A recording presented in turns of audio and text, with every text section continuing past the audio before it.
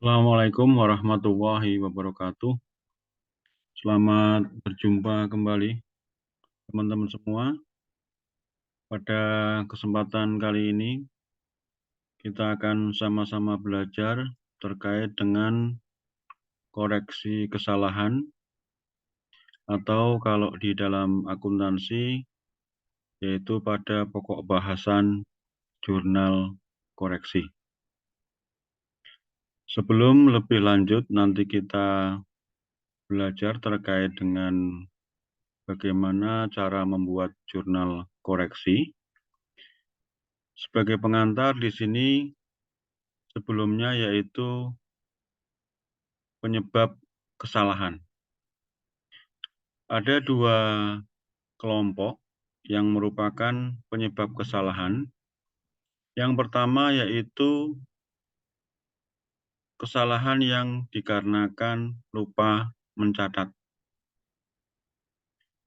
Atas kesalahan yang dikarenakan lupa mencatat, maka langkah koreksinya adalah mencatat ataupun menjurnal transaksi yang lupa dicatat tersebut. Sedangkan yang kedua, yaitu penyebab kesalahan dikarenakan kesalahan catat. Artinya bahwa pencatatan sudah dilakukan, namun apa yang telah dicatat tersebut ini terdapat kesalahan. Kesalahan catat dari sisi waktu dibagi menjadi dua, yaitu kesalahan catat yang diketahui sebelum dilakukan pemostingan ke buku besar dan kesalahan catat yang diketahui setelah diposting ke dalam buku besar. Langkah koreksi untuk kesalahan catat yang diketahui sebelum diposting ke dalam buku besar, yaitu dengan mengganti ataupun mencoret jurnal yang salah dan disertai dengan paraf dan kemudian mencatat jurnal yang benar. Sedangkan kesalahan catat yang diketahui setelah dilakukan pemostingan ke dalam buku besar, maka langkah koreksinya adalah dengan membuat jurnal koreksi. Ini sebagai pengantar. Selanjutnya kita akan membahas terkait dengan jurnal koreksi. Dan dalam pembahasan nanti akan kami sampaikan pedoman yang bisa digunakan di dalam membuat jurnal koreksi. Mudah-mudahan bisa membantu teman-teman semua dalam belajar akuntansi, khususnya jurnal koreksi. Selanjutnya, atas penyebab kesalahan dikarenakan kesalahan catat ini, dibagi lagi ke dalam jenis kesalahan catat. Jenis kesalahan catat, ini yang pertama adalah kesalahan pencatatan rekening. Contoh, penjualan tunai sebesar 75 juta dicatat dengan jurnal piutang debit dan penjualan kredit sebesar 75 juta. Kalau dilihat dari contoh ini, penjualan di sini adalah penjualan secara tunai. Seharusnya jurnalnya adalah kas sebelah debit dan penjualan sebelah kredit.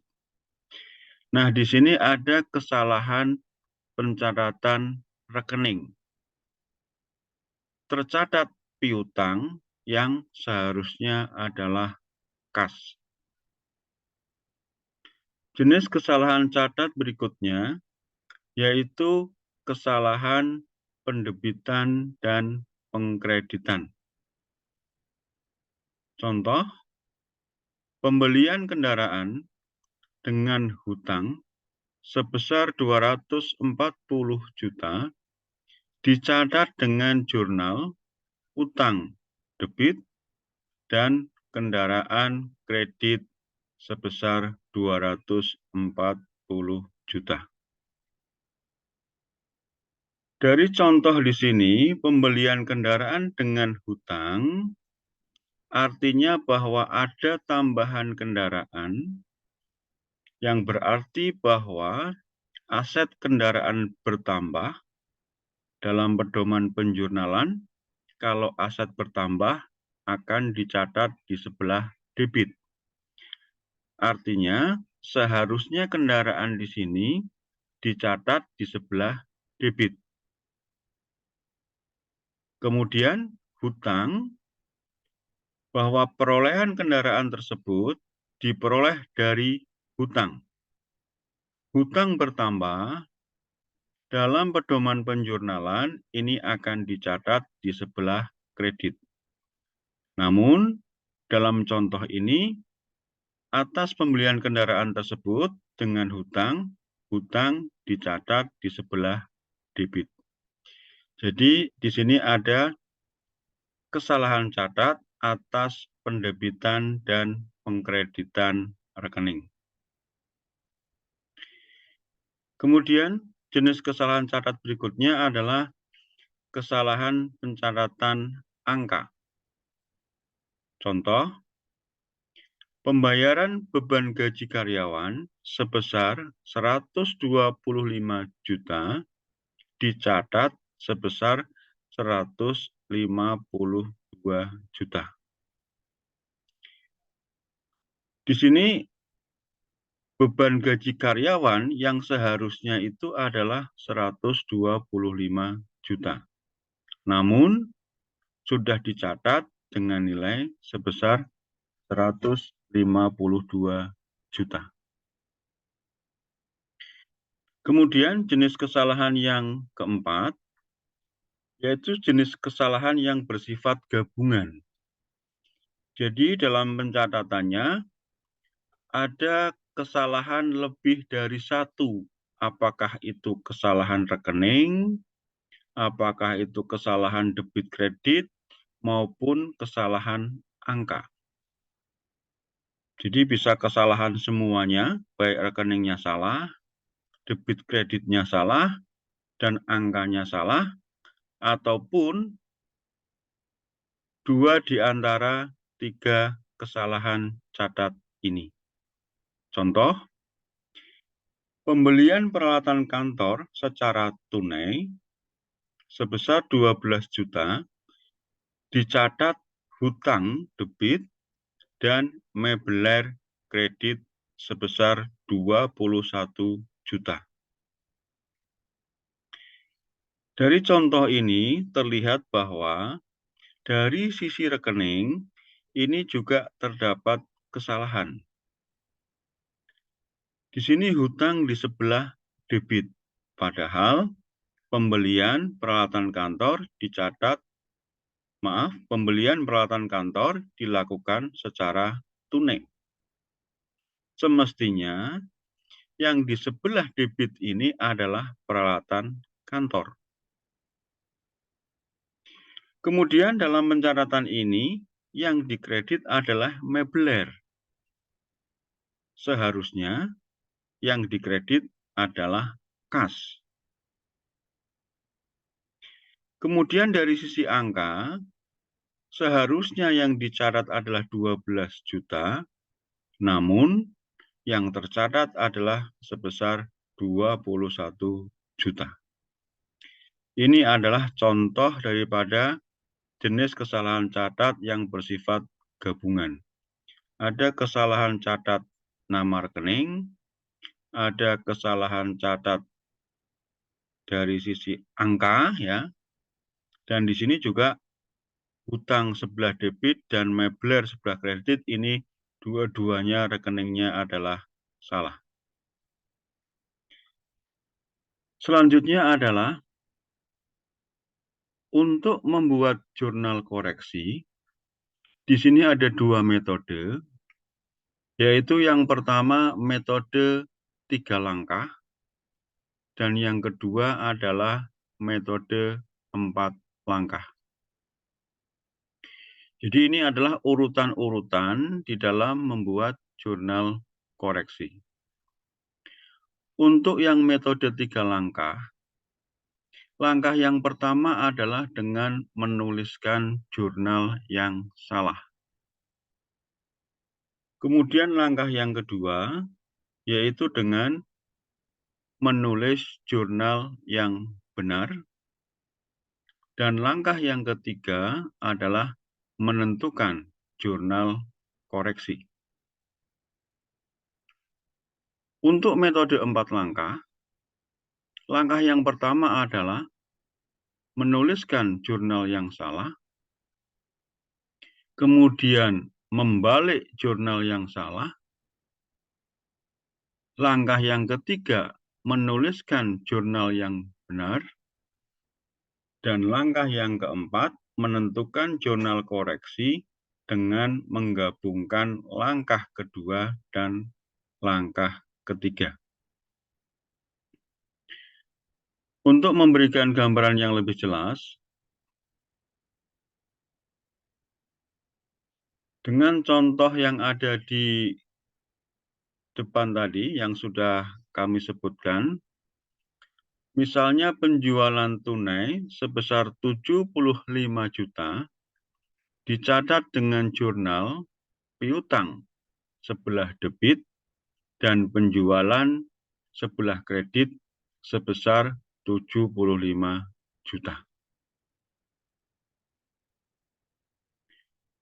Dari contoh ini diketahui adanya kesalahan catat, yaitu kesalahan catat terkait dengan pencatatan rekening. Dengan adanya penjualan tunai ini, seharusnya rekening yang didebit adalah rekening kas. Namun, dalam contoh ini telah dicatat dengan nama rekening piutang. Bagaimana caranya kita membuat jurnal koreksi? Kita akan ulas satu persatu, baik dengan metode 3 langkah maupun metode 4 langkah. Untuk metode 3 langkah, yang pertama, tulis jurnal yang salah. Kita tulis piutang 75 juta, kemudian penjualan 75 juta. Langkah yang kedua, tulis jurnal yang benar. Jurnal yang seharusnya ataupun yang benar, yaitu kas sebelah debit dan penjualan di sebelah kredit sebesar 75 juta. Selanjutnya, untuk langkah yang ketiga, yaitu dengan menentukan jurnal koreksi. Dengan memperhatikan jurnal yang salah dan jurnal yang benar. Kita perhatikan bahwa di jurnal yang salah, yang didebit ini mestinya adalah kas. Sehingga apa? Piutang yang sudah didebit sebesar 75 juta ini harus kita koreksi. Ngoreksinya bagaimana? Karena piutang tercatat di sebelah debit, maka untuk mengurangi sebesar 75 juta ini, koreksinya piutang kita catat di sebelah kredit. Selanjutnya adalah yang seharusnya di sebelah debit ataupun dicatat di sebelah debit adalah kas. Maka di sebelah debit ini untuk jurnal koreksi kita catat dengan rekening kas. Sehingga Jurnal koreksinya adalah kas sebelah debit dan piutang sebelah kredit sebesar 75 juta. Penjualan di sebelah kredit tidak kita lakukan koreksi karena penjualan di sini sudah benar. Dicatat di sebelah kredit sebesar 75 juta. Setelah kita menentukan jurnal koreksi, langkah berikutnya adalah kita harus menguji apakah jurnal koreksi yang sudah kita buat ini sudah betul sehingga mengoreksi jurnal yang salah menjadi benar. Untuk mengujinya, kita menggunakan rekening buku besar. Yang pertama, atas jurnal yang salah, piutang sebelah debit dan penjualan sebelah kredit 75 juta, kita posting di dalam rekening buku besar, piutang 75 juta di sini, sebelah debit ya, sesuai dengan jurnal yang salah ini. Kemudian penjualan di sebelah kredit 75 juta di sini. Selanjutnya adalah jurnal koreksi. Kas di sebelah debit sebesar 75 juta di sini. Kemudian piutang di sebelah kredit sebesar 75 juta. Diposting di sini. Di sini ada 3 garis panah ya. Untuk warnanya sudah kami bedakan. Mudah-mudahan bisa membantu untuk menelusur angka dari jurnal ke dalam buku besar. Sekarang kita perhatikan, dengan adanya jurnal koreksi ini, kas di rekening buku besar debit sebesar 75 juta. Kemudian piutang, kita perhatikan di sini, pada saat terjadi kesalahan sebelum dilakukan koreksi, piutang sebelah debit 75 juta. Dengan adanya koreksi ini, dengan diposting di sebelah kredit, ya atas jurnal koreksi yang di sebelah kredit, maka di sini saldo piutang menjadi 0.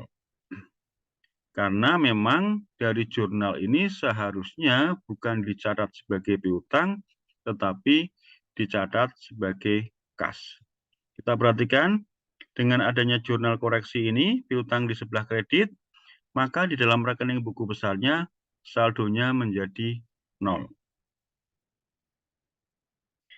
Kemudian, untuk saldo kas, di sini dari jurnal koreksi, diposting ke dalam rekening kas sebesar 75 juta, sebelah debit. Sedangkan untuk penjualan dari jurnal yang salah, di sini untuk penjualan sudah benar dicatat di sebelah kredit sebesar 75 juta. Posting ke dalam rekening buku besar di sebelah kredit sebesar 75 juta. Sekarang kita perhatikan apakah dengan adanya jurnal koreksi ini telah mengoreksi jurnal yang salah ini menjadi benar. Jurnal yang benar adalah kasnya 75 juta. Kita perhatikan dengan adanya jurnal koreksi, kasnya 75 juta sebelah debit.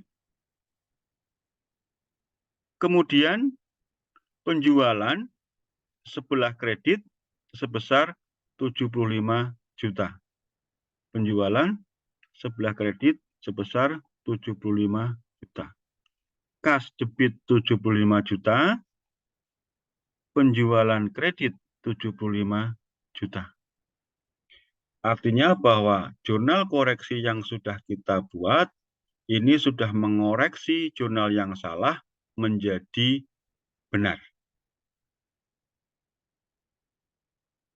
Namun demikian, yang perlu diperhatikan adalah bahwa jurnal koreksi bukanlah jurnal yang benar. Jurnal koreksi adalah jurnal yang digunakan untuk mengoreksi jurnal yang salah sehingga saldo rekeningnya menjadi benar. Di sini kita lihat saldo rekeningnya menjadi benar, kas debit 75 juta dan penjualan kredit 75 juta. Dalam pemostingan ini, yang diposting adalah jurnal yang salah karena sudah diposting dan jurnal koreksi. Langkah 1, 2, dan 3 ini hanyalah satu metode.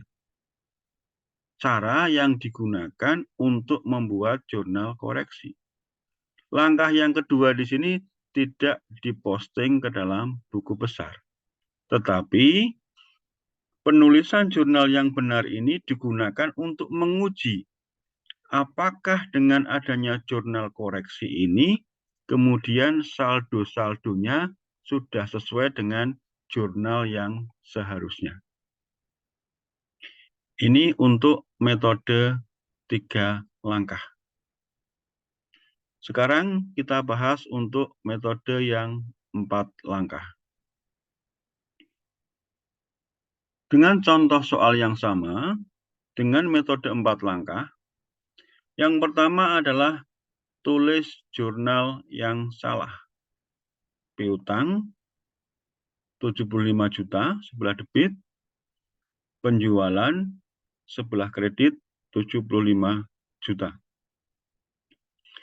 Langkah yang kedua adalah membalik jurnal yang salah. Artinya apa?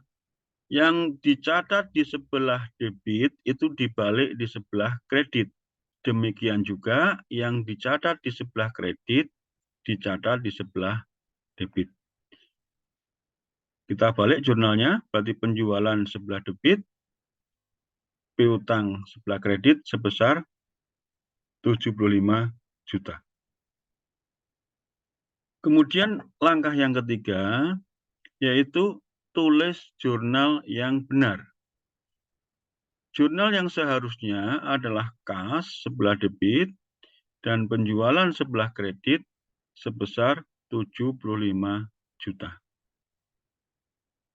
Dan langkah yang keempat yaitu menentukan jurnal koreksi dengan cara menggabungkan langkah kedua dengan langkah ketiga.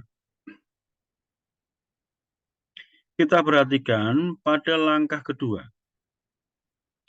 Rekening penjualan dicatat di sebelah debit sebesar 75 juta.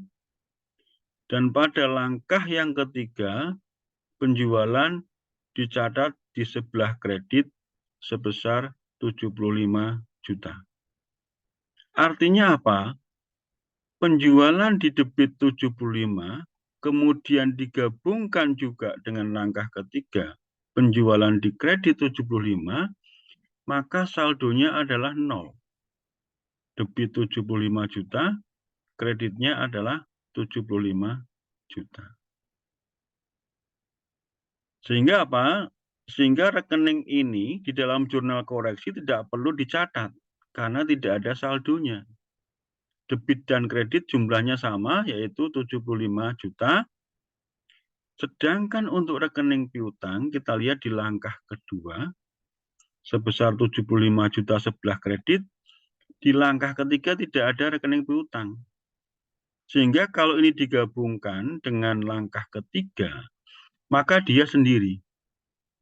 Berarti jurnal koreksinya adalah kita catat di sebelah kredit. Sebesar 75 juta. Kemudian berikutnya kita lihat lagi rekening kas. Rekening kas ini di langkah ketiga dicatat di sebelah debit, sedangkan di langkah kedua tidak ada pencatatan kas. Maka di sini kas untuk jurnal koreksinya kita catat di sebelah debit dengan nilai masing-masing 75 juta.